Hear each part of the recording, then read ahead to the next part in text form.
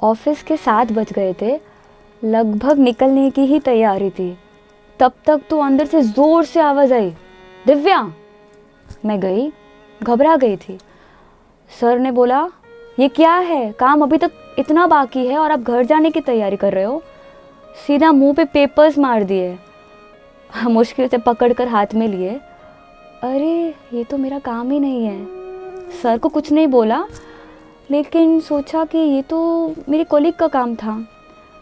वहाँ से पेपर्स लेके निकली।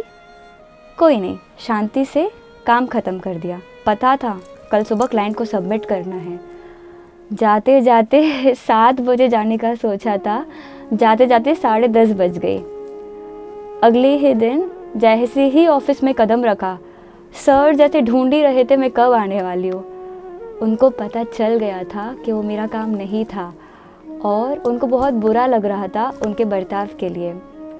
सर ने कहा, आई एम सॉरी, आपका काम नहीं था, फिर भी आपको चिल्ला दिया, आज सुबह ही पता चला। और एक सवाल भी पूछा कि मतलब सच में आपके संस्कार बहुत अच्छे हैं, इतना होने के बाद भी आपने कुछ उल्टा जवाब नहीं दिया, उल्टा काम ख़त्म कर लिया। बस वापस आ रही थी खुद के कैबिन में, तब तक तो एक दूसरी कॉलीग ने पूछा कि यार तेरा काम नहीं था, सर ने मुंह पे पेपर्स मार दिए, बिना फालतू का ओवर टाइम करा दिया और तूने एक शब्द नहीं बोला।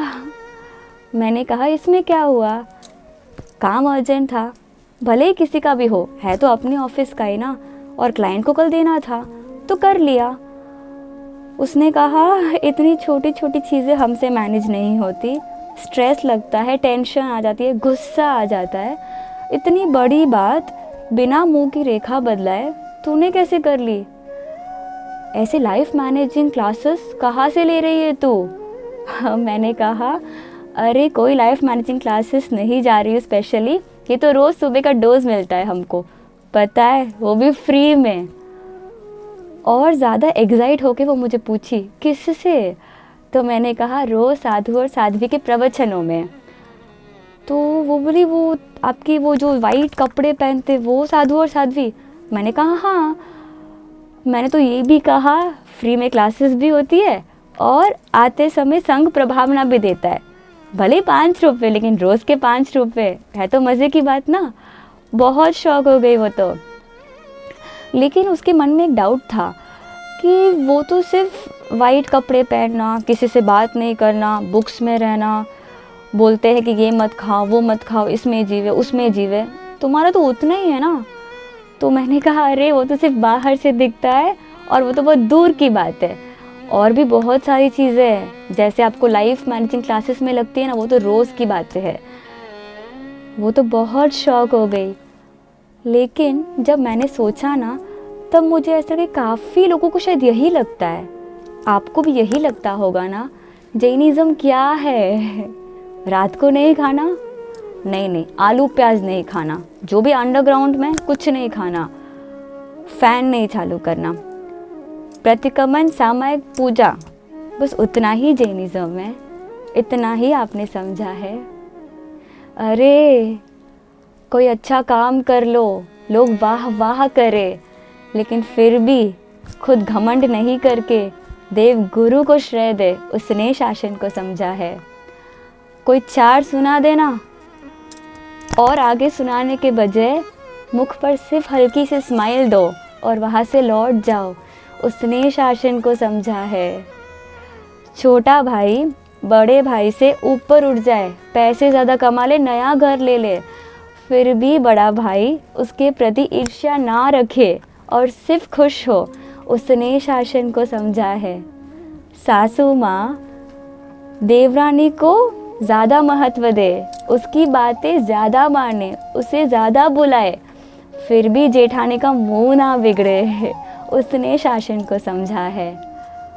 दोस्त आपको कहे कि यहाँ नहीं आएगा तो वहाँ नहीं आएगा, एक काम कर, या तो रात को खाना चालू कर दे, हमारे साथ पब आ, या फिर हमसे दोस्ती छोड़ दे और सिर्फ तेरे साधु साध्वी के पास ही रहे, फिर भी जिसने शासन को नहीं छोड़ा, उसने ही शासन को समझा है।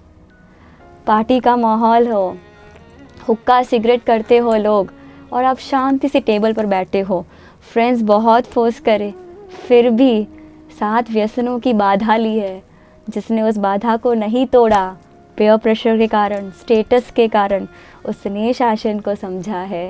अरे जिसने वॉचमैन और कंपनी के चेयरमैन को इक्वल माना है, इक्वल ट्रीट किया है, इक्वल नज़रों से देखा है, उसने ही शासन को समझा है। जिसने किसी की कीमत पैसों से नहीं लेकिन गुणों से की हो, उसने ही शासन को समझा है।